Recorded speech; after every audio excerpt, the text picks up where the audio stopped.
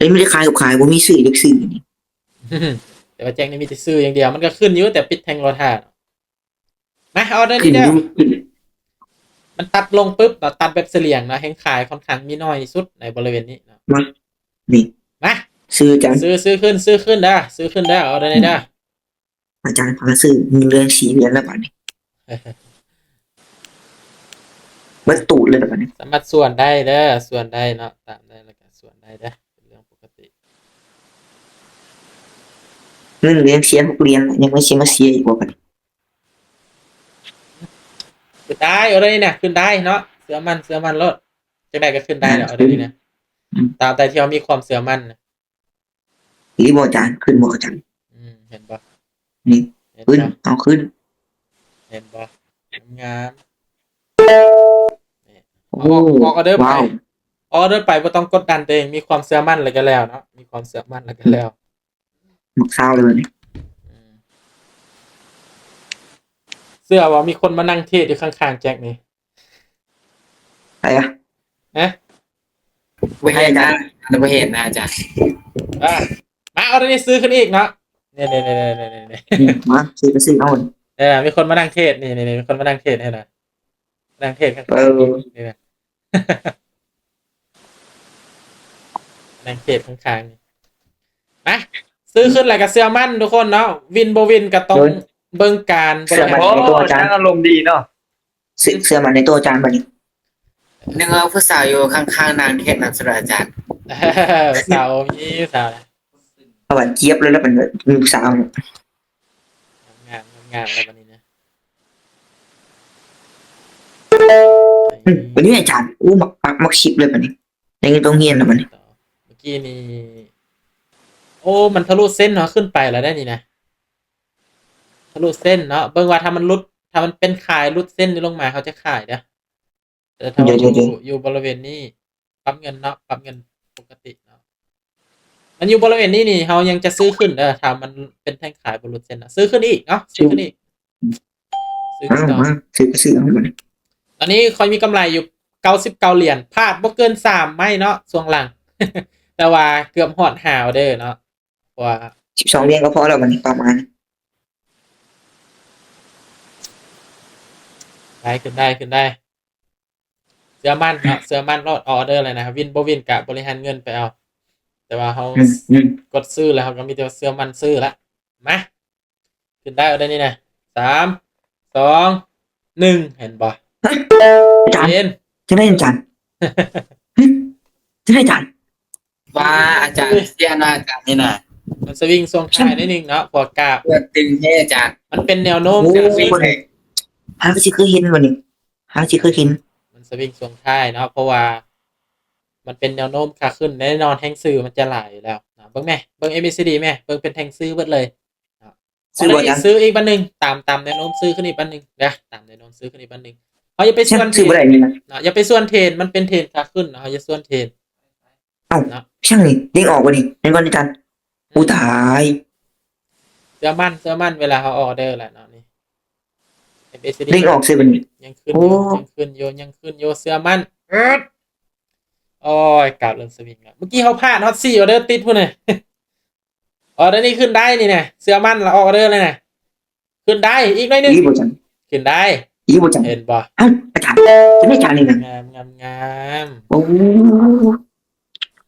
เห็นบัดนี้สีขาวตลอดแล้วบัดนี้ อีกออเดอร์หนึง ถ้าเราต้องมาแล้วอาจารย์ ออเดอร์หนึ่งกล่องของขวัญ ทำไมติด อีกออเดอร์หนึงกล่องของขวัญตามสัญญานะแต่ว่าจะได้หรือ เป็น เป ไง ล่า อาจารย์ กับเบิ่งอีกเทีนึงเมื่อกี้เขาเกือบบ่รอดเนาะแต่ว่าแผนการเทรดทำมันโอเคเนาะซื้อขึ้นอีกบันหนึ่งนะซื้อขึ้นอีกบันหนึ่งนะตามไปเลยนะบ่เข้าส่วนแนวโน้มมันยังขึ้นอยู่ใจเย็นเราบ่ต้องกดดันตัวเองเฮากดซื้อแหละเฮามีแต่ว่าเสียแล้วก็ให้มันเสียไปนะแต่ว่าถ้าแบบบริหารนี่ขึ้นได้อยู่เลยนะ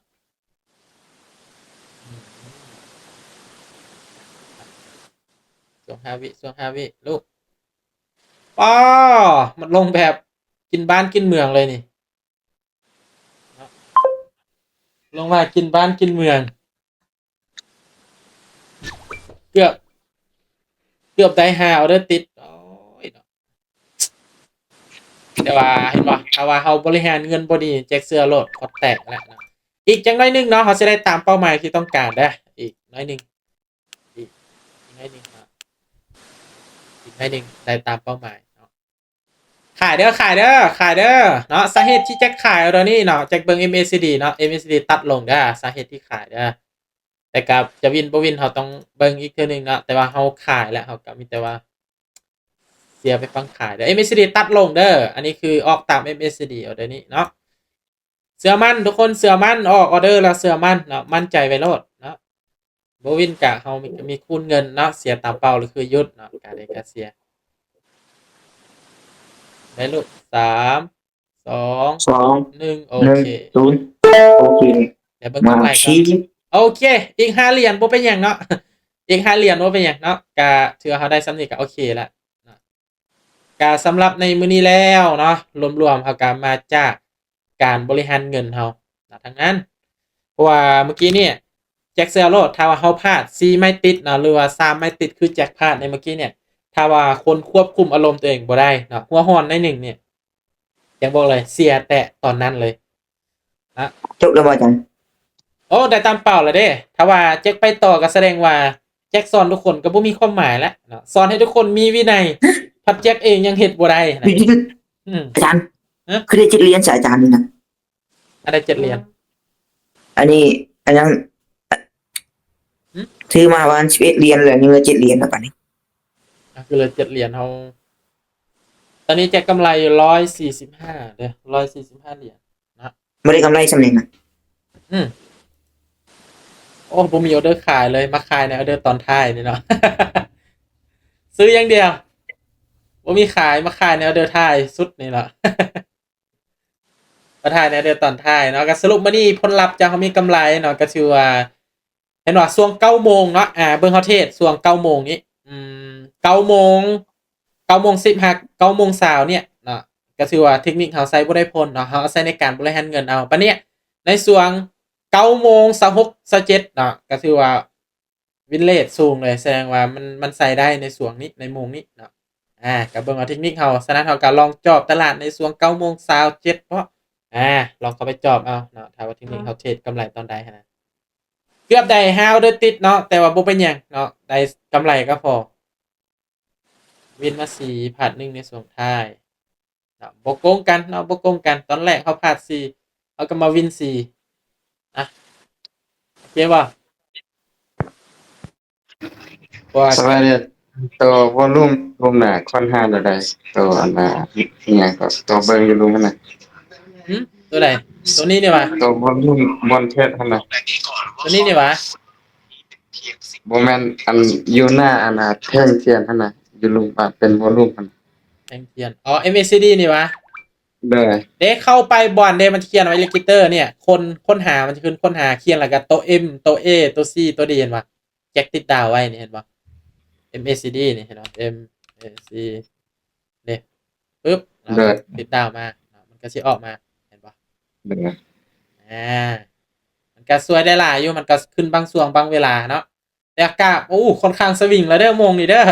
เห็นปะกราฟค่อนข้างแล่นแหงเลยนะแต่เขาผิดช่วงนะเขามาเทรดช่วงนี้เนาะตลาดพันป่วนนิดนึงเนาะก็เลยให้ผิดพลาดนะขึ้นยาวลงยาวเนาะ อันตรายอยู่โมงนี้ใครที่จะเทรดต่อก็ต้องรับความเสี่ยงให้ได้นะเพราะตลาดมันเริ่มเปลี่ยนละเริ่มสวิงละเนาะช่วงท้ายนี่โอเคเนาะกะในท้ายสุดนี้กะหวังว่าทุกคนจะได้รักการเทรดเนาะในของแจกได้จะเทรดแบบนี้แหละเนาะเทรดคนเดียวก็เทรดแบบนี้แหละบางทีก็บ่มีเวลาขี้คร้านได้ก็เอาออเดอร์1 2ออเดอร์ได้เสียก็หยุดนะก็เดินเงินแบบนี้บริหารแบบนี้เห็นแหละถ้าเฮาใจเฮานิ่งพอเนาะคุมอารมณ์ตัวเองได้ก็สามารถบริหารไปตามแผนได้ถ้าว่าแผนการเทรดของเราเนี่ยจะบริหารให้ได้7ออเดอร์พลาดไป4ออเดอร์แหละไปเอาอินซ้ำนั่นแหละก็แสดงว่าอันนี้มันขึ้นกับอารมณ์เฮาเองเนาะโอเคเนาะตลาดขึ้นยาวลงยาวเลยเนาะโคตรงามเลยโอเคบายบายทุกคนนะเจอกันใหม่เนาะในมือต่อไปนะสำหรับพร้อมนี้นะขอบใจทุกคน